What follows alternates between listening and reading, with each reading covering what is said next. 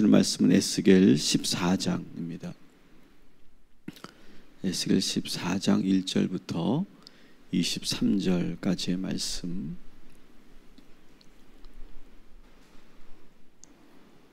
어제 여러분이 보신 것처럼 13장에서는 하나님께서 거짓 선지자들을 책망하는 그런 장면이었죠. 그래서 남자 거짓 선지자들과 여자 거짓 선지자들을 아주 직접적으로 책망하셨습니다. 그리고 오늘 이 14장은 에스겔을 찾아온 포로민들을 대표로 하는 그런 지도자들, 다시 말하면 장로들이죠.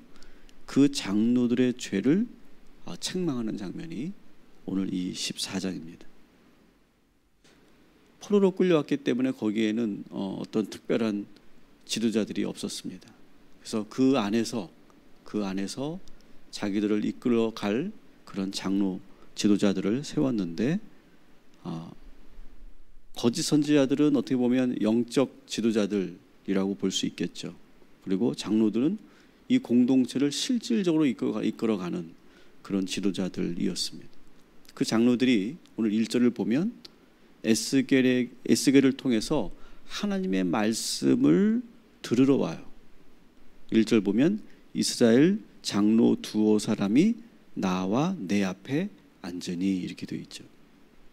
그래서 이제 장로이기 때문에 백성들에게, 이 포로민들에게 뭔가 희망의 소식을 좀 전해야 되니까 에스겔을 찾아와서 하나님께서 우리들에게 무슨 말씀을 하십니까? 묻고 있는 거예요. 그런데 말씀드린 것처럼 그들은 지금 하나님 앞에 아주 크게 혼나고 있어요. 사실 장로들이 그렇게 혼날 줄은 몰랐어요. 또 얼마나 지금 하나님께서 이 포로민 장로들에게 화가 나 있는지를 우리가 볼 수 있는데요. 3절을 한번 같이 보겠습니다. 같이 읽습니다. 인자야, 이 사람들이 자기 우상을 마음에 들이며 죄악의 걸림돌을 자기 앞에 두었으니 그들이 내게 묻기를 내가 조금인들 용납하랴. 아멘. 자, 이 대목을 보면 하나님께서 장로들을 직접 혼내시는 게 아니고 어떻게 합니까? 에스겔을 통해서 이렇게 말합니다. 에스겔아, 이 자들이 우상을 마음에 품고 계속해서 죄를 지으며 걸려 넘어지는 자들인데 내가 저들에게 무슨 말을 하겠냐, 이런 말이에요. 그러니까 직접 하는 것도 아니고 에스겔을 통해서 지금 책망하는 것이죠. 장로들은 지금 이 분위기가 상당히 당황스러웠을 거예요. 그때 하나님이 계속 말씀하십니다. 4절부터 5절까지 하나님의 책망을 한번 우리가 들어봅시다. 시작. 그런즉 너는 그들에게 말하여 이르라. 나 주 여호와가 말하노라. 이스라엘 족속 중에 그 우상을 마음에 들이며 죄악의 걸림돌을 자기 앞에 두고 선지자에게로 가는 모든 자에게 나 여호와가 그 우상의 수요대로 보응하리니 이는 이스라엘 족속이 다 그 우상으로 말미암아 나를 배반하였으므로 내가 그들이 마음 먹은 대로 그들을 잡으려 함이라. 아멘. 장로들이 이 말을 들으면서 아마 상당히 가슴이 뜨끔했을 거예요. 하나님은 장로들이 겉으로는 우상을 섬기지 않는 것처럼 보이는데 4절을 보니까 무슨 우상을 섬기고 있어요? 마음의 우상을 섬기고 있었어요.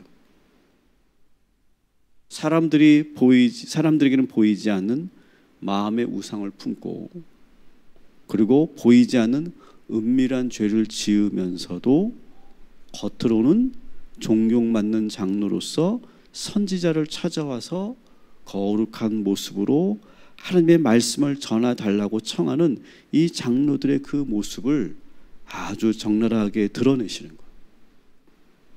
그리고 직접적으로 책망하시는 장면이에요. 사실 포로로까지 끌려왔기 때문에, 그리고 예루살렘에서 얼마나 많은 우상 숭배 때문에 이런 지경이 되었는지를 알고 있기 때문에 포로로 끌려온 장로들과 그 포로민들은 여기서만이라도 우리는 정말 제대로 살자, 그런 생각을 가지고 있었거든요. 장로들은 더구나 지도자였기 때문에 백성들이 괴로워하고 힘들어할 때마다 저들의 마음을 안정시켜주고 또 위로해주면서 하나님께서 다시 우리를 돌려보내실 것이다 라고 하는 희망의 말도 전하면서 그렇게 다독이고 있었어요. 그런 역할을 해왔어요. 그런데 하나님은 보시기에 그 장로들의 마음속에 뭐가 있었느냐? 마음의 우상이 있었다는 거예요. 우상을 마음에 품었다는 거예요. 어떤 마음의 우상이었을까? 아마 그 바벨론 포로로 끌려간 이스라엘 백성들은요, 바벨론 이 도성을 보면서 엄청난 충격을 받았을 거예요. 자기가 살고 있었던 예루살렘하고는 비교도 안 될 정도의 웅장한 그 성과 그 건축물을 보면서 큰 충격을 받죠. 크고 웅장한 그 신전을 보면서도 놀라움을 금치 못합니다. 넓은 광장과 그 시장의 수많은 사람들, 그리고 도로시설과 이 수도시설이 아주 최고의 그 당시의 문명을 자랑했죠. 그러면서 충격을 받았을 거예요. 마치 시골에 살던 사람이 뉴욕 맨하탄 한복판에 서 있는 것 같은 그런 모습이었을 거예요. 반면에 자기들의 행색은 너무 남루하고 나라를 또 잃었고 또 자기를 지켜줘야 할 왕도 지금 같이 포로로 끌려온 처지니까 저들하고 자기 자신들을 비교하면서 얼마나 비참했겠어요.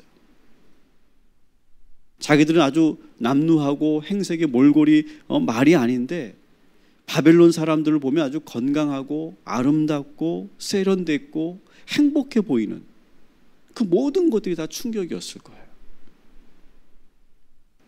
또 이런 생각도 마음속에 했을 거예요. 솔직하게.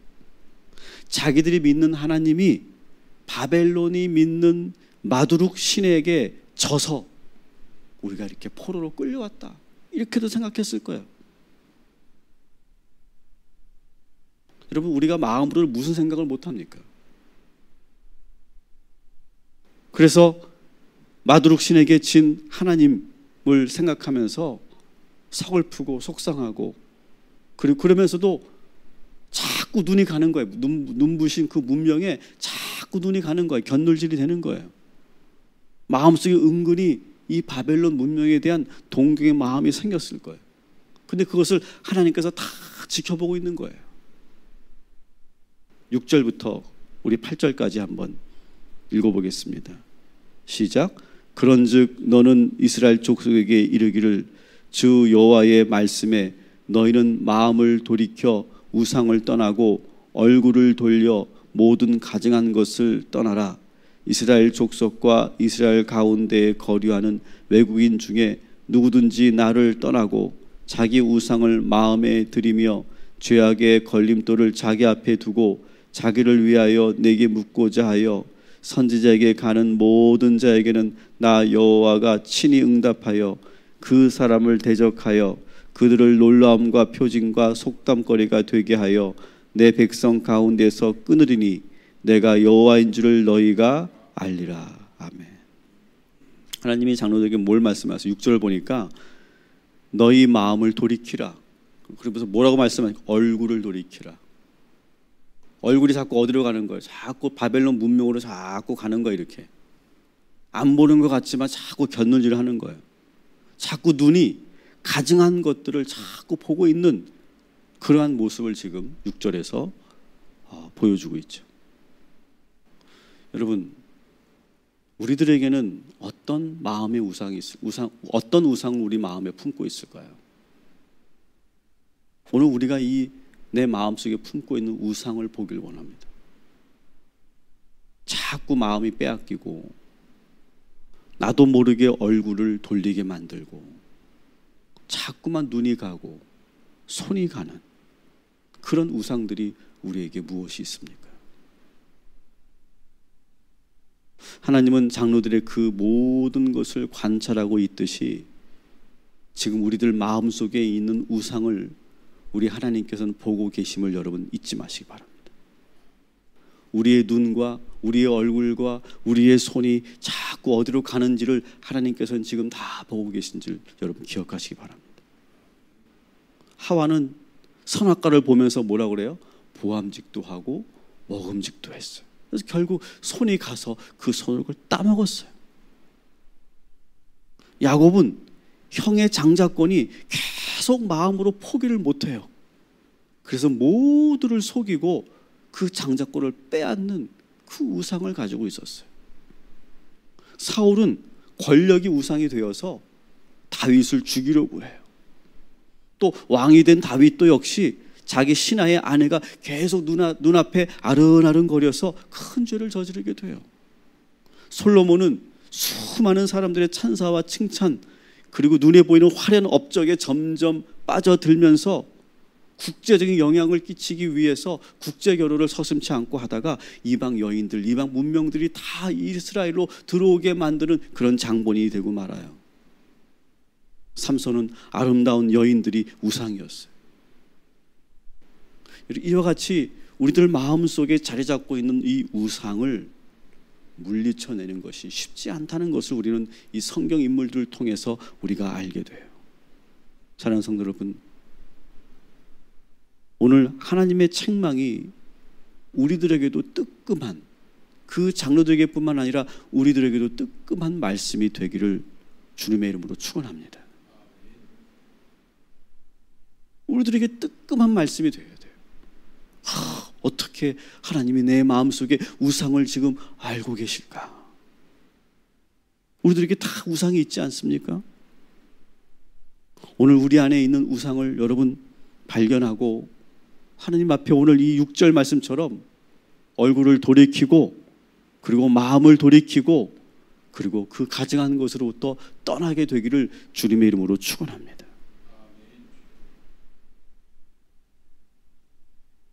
우상을 내 마음속에 있는 우상을 점점 크게 키우지 말고 그 우상에 끌려다니지 말고 현혹되지 마시기 바랍니다. 오직 하나님만 바라보시고 우리 마음 안에 오직 하나님 한 분만으로만 채우시고 그런 저와 여러분이 되기를 주님의 이름으로 축원합니다. 이제 하나님은 하나님의 심판이 계속 구체적으로 어떻게 진행되는지를 말씀하시는데요. 17절부터 20절까지는 하나님의 심판이 예루살렘에 어떻게 임하는지를 소개하고 있는데 요약해서 말씀드리면 크게 4가지 심판이 임한다. 전쟁과 기근과 사나운 짐승과 전염병의 심판이 임한다. 그래서 17절부터 18절까지는 전쟁에 대한 심판, 13절부터 13절부터 14절까지가 전쟁에 대한 것, 그리고 15절부터 16절까지가 기근에 대한 것, 17절, 18절이 사나운 짐승에 대한 것, 그리고 마지막 19절부터 20절까지가 전염병에 대한 것이에요. 장로들과 이스라엘 백성들은 이 심판을 피할 수 있는 방법을 알지 못해요. 하나님은 아주 단호하게 이 예루살렘의 심판을 말씀하시고 이 심판은 절대로 벗어날 수 없다라고 말해요.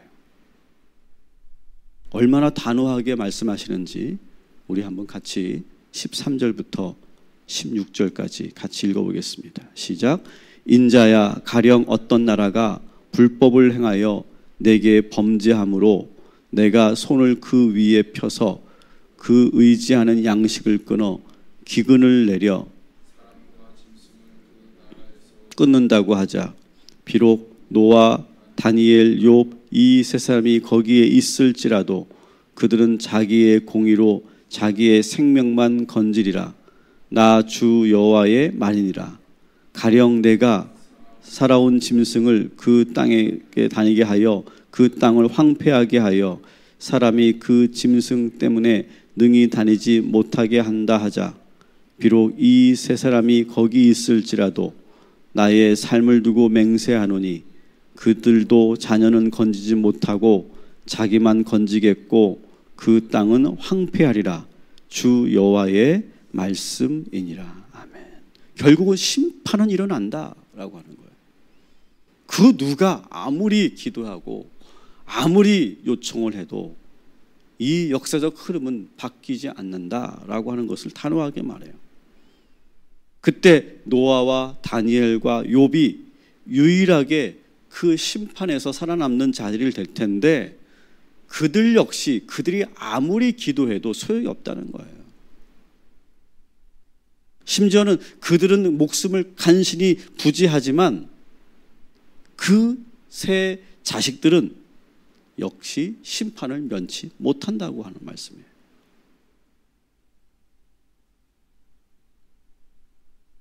여러분, 우리가 기도를 너무 과대평가할 때가 있어요. 기도하면 뭐든지 다 들어주신다고 생각할 때가 있어요. 하나님의 계획도 돌이킬 수 있다고 생각하는 경우도 있어요. 그러나 그렇지 않아요.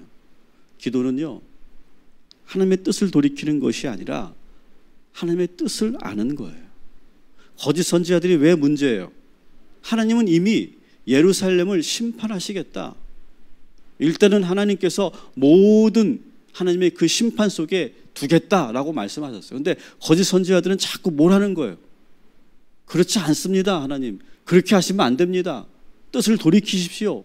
그러면서 백성들에게 계속 아직 희망이 있다. 하나님께서 우리를 무너뜨리실 리 없다. 계속 그렇게 말하는 거예요. 계속 버티는 거예요. 그럼 그게 기도가 아니라는 거죠. 하나님의 계획은 이미 세워져 있어요. 그럼 우리는 뭘 하느냐? 기도할 때 뭘 하는 거냐? 하나님의 뜻을 아는 거예요. 그리고 그 뜻을 알았으면 그것을 겸손하게 겸허하게 받아들이는 것이 기도하는 자의 자세예요. 그러면서도 우리가 기도해야 될 것은 그 환난 속에서 그 심판 속에서 우리가 그것을 잘 이기게 해달라고 기도하는 거예요. 노아도 그렇고 다니엘도 그렇고 욥도 그렇고 자기의 뜻을 관철시킨 사람들이 아니에요. 그들은 하나님의 은총을 간절히 구했던 사람들이에요. 여러분, 오늘도 우리가 기도할 때 자꾸 내 뜻을 하나님 앞에 관철시키려고 하는 기도가 아니라 하나님의 은총을 간절히 구하는, 그러면서도 하나님의 뜻을 알려고 우리가 늘 깨어있는, 하나님의 음성을 듣는 그런 오늘 이 아침이 되시기를 주님의 이름으로 축원합니다. 비록 그 음성이 내가 원하는 음성이 아니라 할지라도 그것을 아멘하고 순종하고 그 상황 속에서 주님, 저희들에게 은총을 허락하시고 저희들에게 살 길을 허락하여 주옵소서. 그렇게 기도하는 저와 여러분이 되기를 주님의 이름으로 축원합니다. 그런데 이 무시무시한 심판 가운데서도 살아남은 자들이 있다고 그랬죠. 노아와 다니엘과 욥 세 사람뿐만 아니라 예루살렘이 그렇게 무너졌는데도 기적적으로 살아남아 다시 바벨론 포로로 끌려온 사람들이 있었다는 거예요. 22절부터 23절 마지막 절까지 우리 한번 같이 읽겠습니다. 시작. 그러나 그 가운데에 피하는 자가 남아 있어 끌려 나오리니 곧 자녀들이라. 그들이 너희에게 나오리니 너희가 그 행동과 소행을 보면 내가 예루살렘에 내린 재앙 곧 그 내린 모든 일에 대하여 너희가 위로를 받을 것이라. 너희가 그 행동과 소행을 볼 때에 그들의 위에 위로를 받고 내가 예루살렘에서 행한 모든 일이 이유 없이 한 것이 아닌 줄을 알리라. 주 여호와의 말씀이니라. 아멘. 그 무시무시한 그런 심판 속에서도 여전히 살아서 다시 2차 포로가 된 사람들에 대한 이야기예요. 계속해서 말씀드리지만 처음에 포로로 끌려왔던 이 이스라엘 백성들은 자기들이 지금 버림받았다고 생각했다고 말씀드렸어요. 근데 다시 포로로 두 번째로 끌려온 이 이스라엘 백성들을 보면서 오늘 말씀에 보니까 위로를 받을 것이다 이런 말씀 있잖아요. 첫 번째 포로로 끌려온 사람들 자기들은 그래도 괜찮아요. 왜냐하면 아주 끔찍한 그런 일들은 당하지 않았거든요. 근데 두 번째 포로로 끌려온 사람들은요, 어떻습니까? 모든 환난을 다 겪고 온 사람들이에요. 그러니까 그들의 몰골은 자기들이 처음에 끌려왔을 때와는 완전히 비교가 될 정도였을 거예요.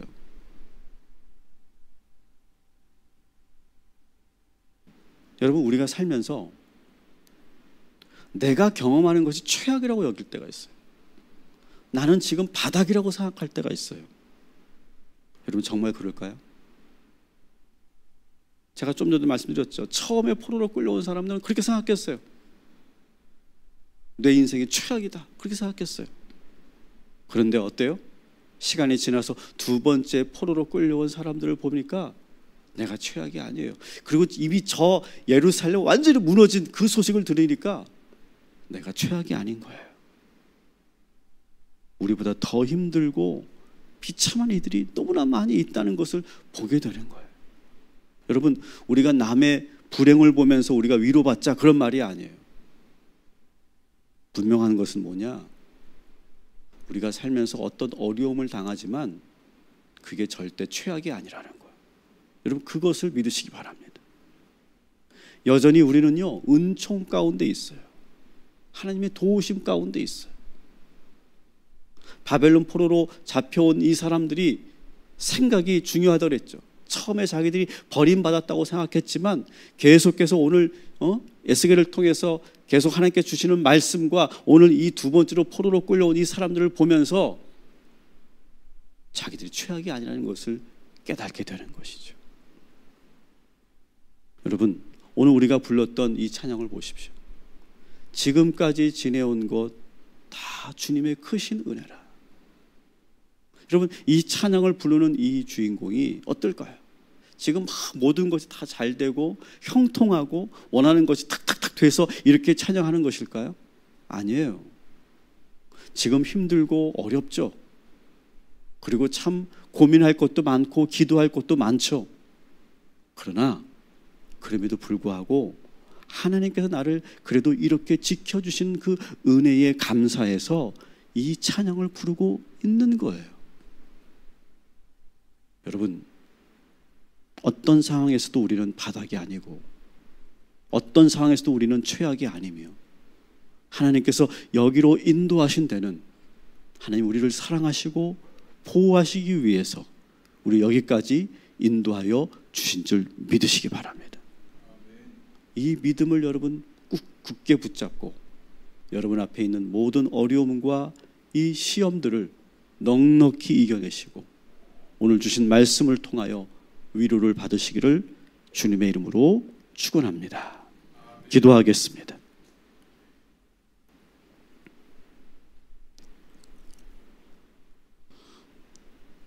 하나님, 오늘도 저희들에게 책망하여 주시옵소서. 우리의 마음속에 품고 있는 우상이 있음을 고백합니다.